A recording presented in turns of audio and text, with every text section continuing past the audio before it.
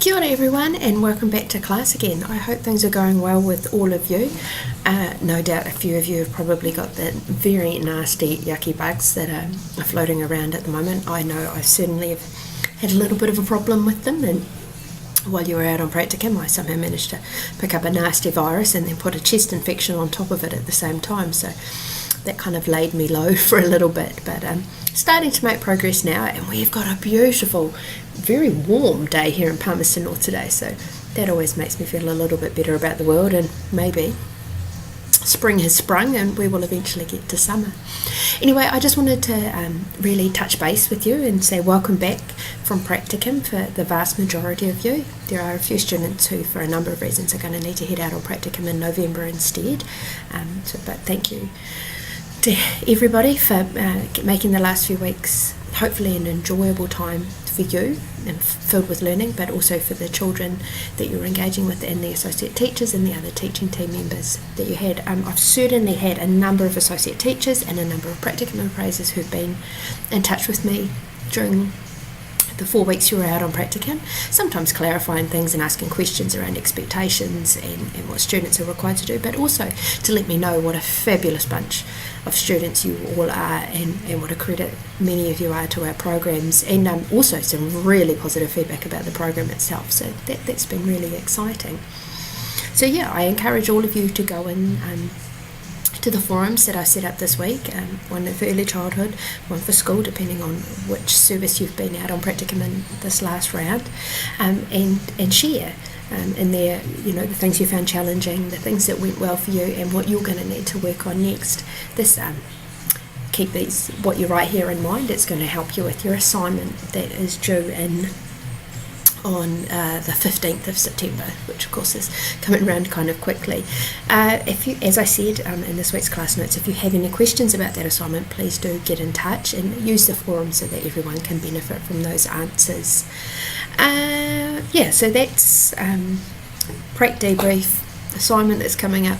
The other thing is that you will have noticed, if you've been in and opened the class, and I certainly hope that you have, or you're planning on doing so very soon, I have included a range of information and sources specifically focused on protecting children from abuse, harm and neglect. Now, it's certainly not a topic that I want to have to discuss with anybody. It'd be really nice to think that all of our children are kept safe from harm, abuse and neglect at all times, but unfortunately that is not the reality, and much as we don't really want to think about it, as teachers we are going to have contact with children who are suffering, and it is part of our role as teachers to not only protect children but to be advocates for children.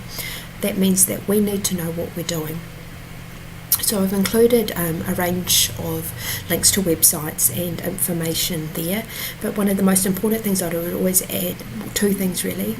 Firstly, if you have any suspicions about anything at all, start documenting. Dates, times, what you've seen, what you've heard, what you've noticed, any of those things. It is far better to have documented evidence that you never ever need to use than think, oh well no, it'll be alright, and write nothing down. You need to document things, keep them in a safe, secure place.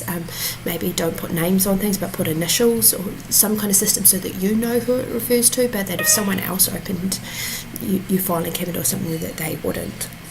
The other really important thing is that you have professional support networks around you so that you know who you can discuss these things with. So it's really important that you're familiar with the policies and practices of any service that you're in, both as a permanent staff member but also as a reliever, so that you know the processes to follow should you suspect or be told anything, and that you have people around you who you can bounce ideas off, you can have professional conversations with, and make sure that this load is shared, because this isn't something that should ever be felt to be dealt with by one person on their own. We need to be working collaboratively with a range of people and a range of services, and remembering that what this is all about, what's best for children. I was really impressed to see the conversation that's been happening in Stream already about the need to make sure that we don't judge people and families, we don't assume the worst, but at the same time we remain vigilant and we keep our eyes open, and that we're aware of what abuse, harm and neglect might look like and what we are responsible for doing for that. And recent changes in law mean that as teachers we are legally responsible. We must tell if we have suspicions.